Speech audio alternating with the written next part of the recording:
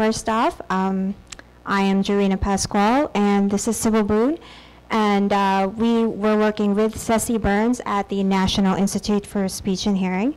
But we're working on the library. This particular presentation is going to mostly focus on the website, but there were other deliverables which we can talk about in the Q&A if other people would like. In any case, we want to thank everybody for coming, and please feel free to ask any questions, particularly about the library process, because I realize that there might be some things that are, you know, just very specifically library oriented, which not everybody is familiar with. Okay, so this is an overview of what we're going to be talking about. I should apologize. We're going to talk about, immediately after the guides for students, we're going to talk about the faculty support page. So information literacy is actually a second to the last. Okay, so our project has to do with basically formalizing some of the procedures of the library and producing a basic website. And in order to complete both of these aspects, we did user interviews to determine the needs of the different users of the library, mostly faculty and students. We also would produce a general policy for the library that would help them make decisions in the future. NISH is moving from becoming an institute to becoming a formal university, so they would need this policy to guide decisions about how they, purchase and how they develop their services. And then I would also provide a list of recommended next steps for the library. Now, these are some sample interview questions from our user interviews. We basically tried to ask the students how they use the library, and basically what assignments they had and how they used the library to do it.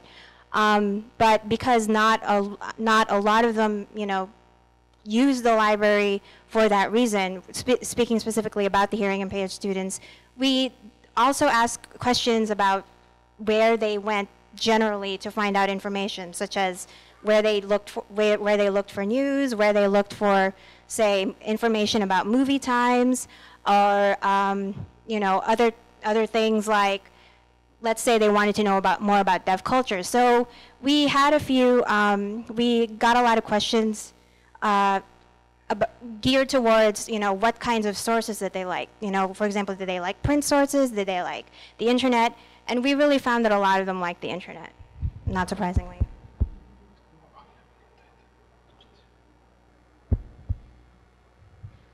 So we knew going into this that NISH needed a standalone site for the library, since they did already have a library website, but it was buried within their main organization's page.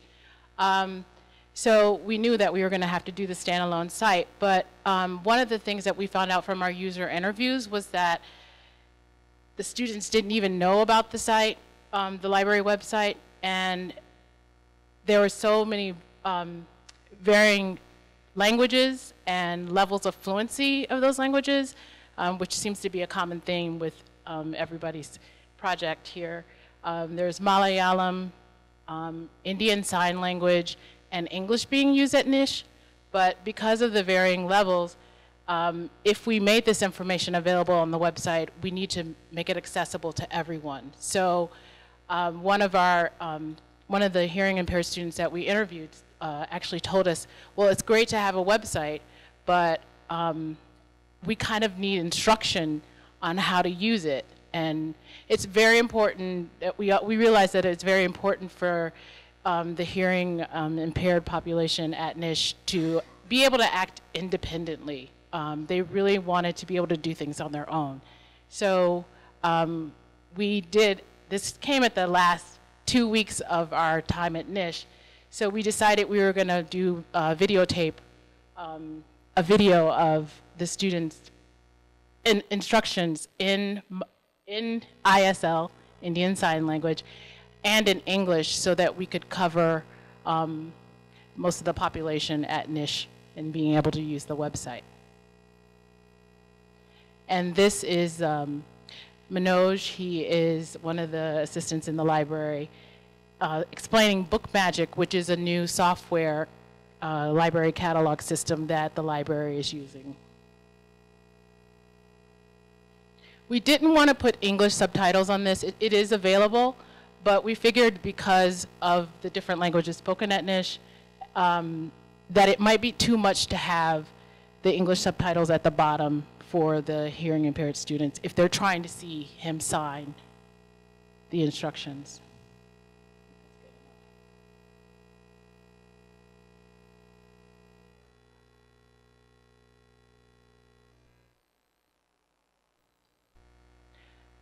Another thing that we realized is that with the implementation of Book Magic, which again is the library catalog system that they're implementing, they didn't do a lot of research on the software, and they found out at the last minute that you can't put external links within Book Magic. So while they'll be able to put all of their books, you know, all the books that they carry within this system, they won't be able to put outside links within the catalog. So what I did is I created a web page with all the ebooks and e-journals that they carry so that they could just link to those outside links from the website.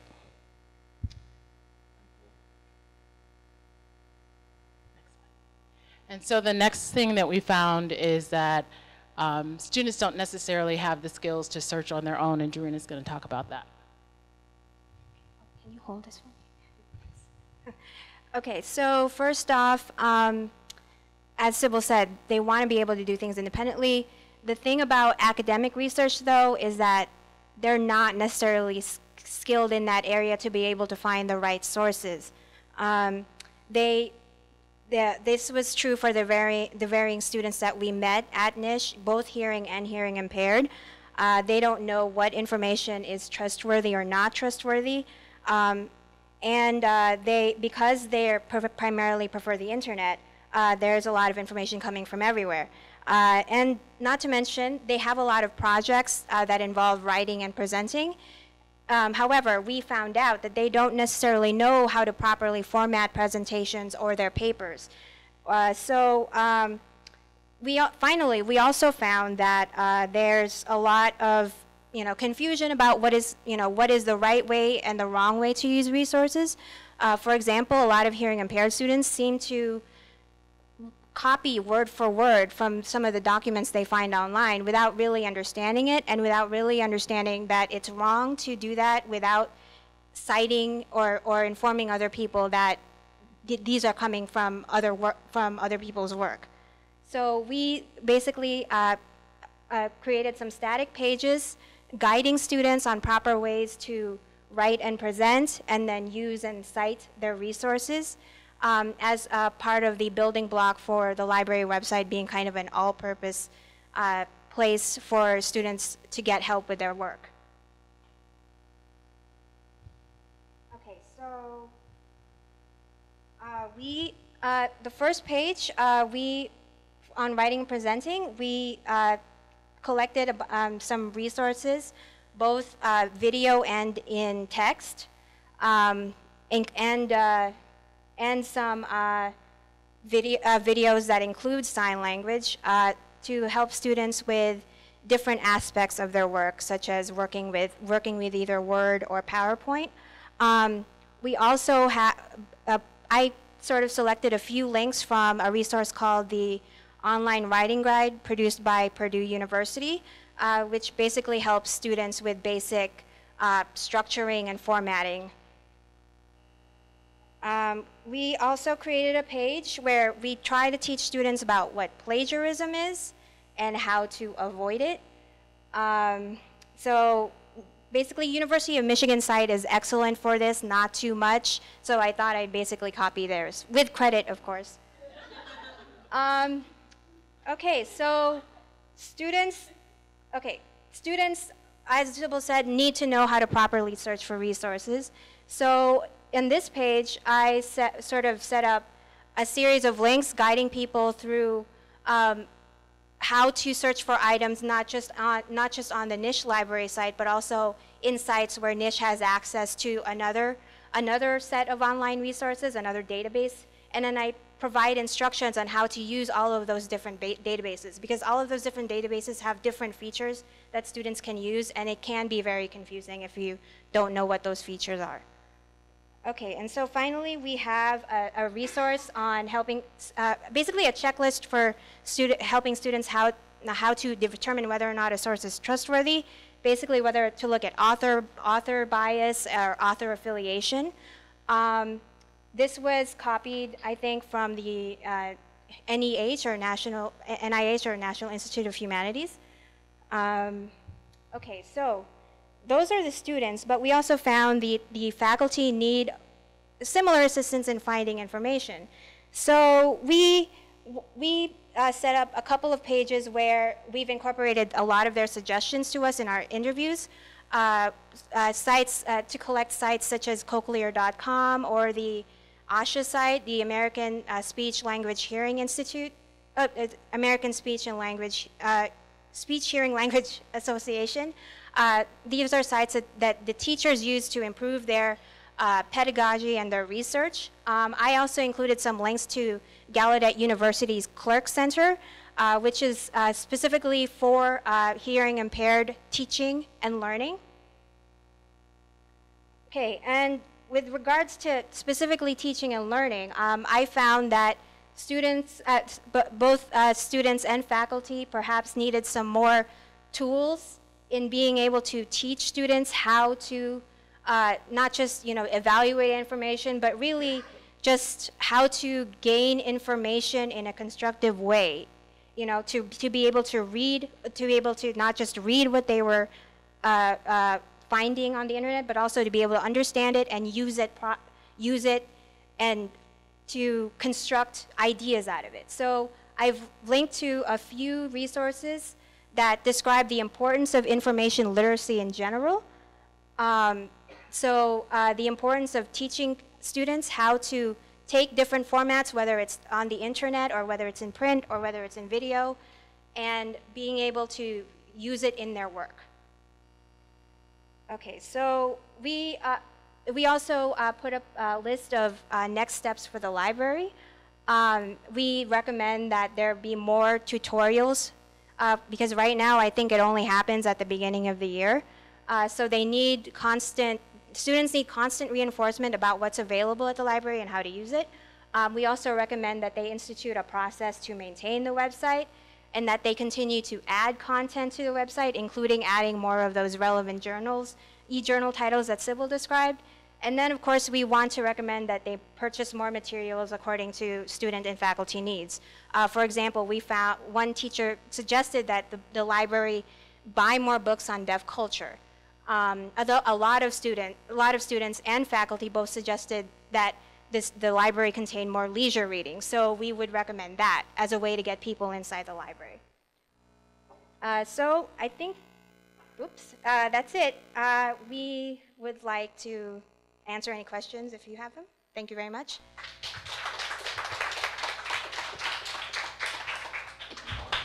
So I'd like to start you off with a song.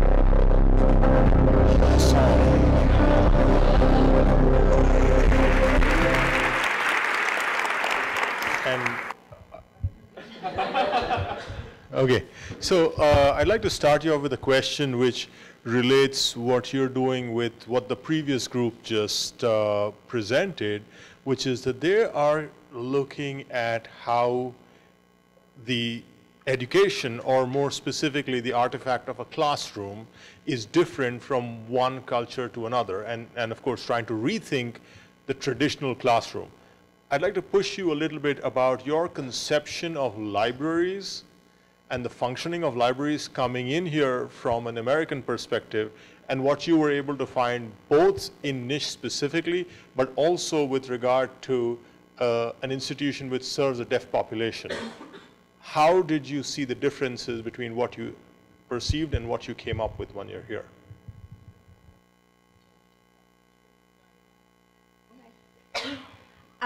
Okay, so first off, as somebody who's worked in American libraries for a long time, American academic libraries, I should really be specific. I'm used to the library offering everything to me, everything from answers to where's the bathroom to find me this really obscure article online at 3 a.m. in the morning, I mean, I probably won't get an answer at 3 a.m. in the morning, but I expect that I will input that information somewhere, and I'll get it from a librarian. The model at NISH and that we found was more of a, just you go into the library at appointed times when it, basically when it's open, and you already have whatever it is you have in mind, and the librarian will just give it to you. And at that point, you've already done the work of deciding, that this is the thing you need, and there's no, and you need to make it as clear as possible so that the librarian can get it for you. The librarian is not necessarily expected to search it for you, and certainly not at 3 a.m. in the morning.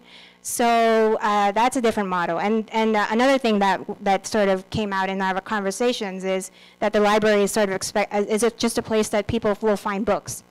So it's not a place where you can get help on homework. It's not a place where you can get training on how to use software. It's not anything like that.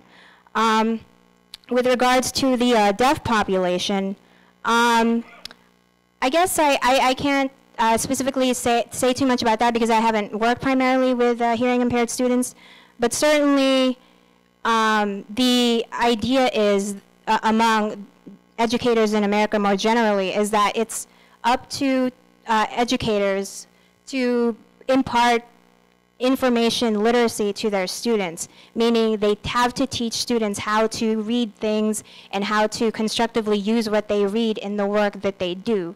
At NISH, it's often seen as spoon feeding students, if you try that out, and they don't seem to understand that all students, but the hearing impaired in particular, really need this training to be able to become successful in whatever they want to do.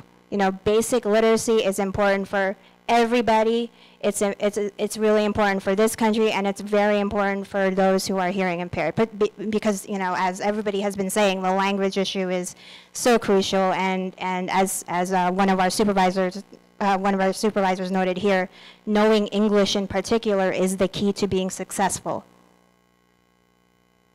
I also noticed that when I was creating the repository of online journals and books, one of the categories that I put down, or I had for the books and journals, was language, and it was all English, but the librarian didn't think that category was important because she said everybody needs to speak English, but there are varying levels of fluency in English, such that we found out in our user interviews that a lot of the students use the children's library because they can understand the books. So that being said, I think that the way that they view just the library and what it offers is what they think the students should, or they think the students should know these things, but they're not giving them the proper instruction to know.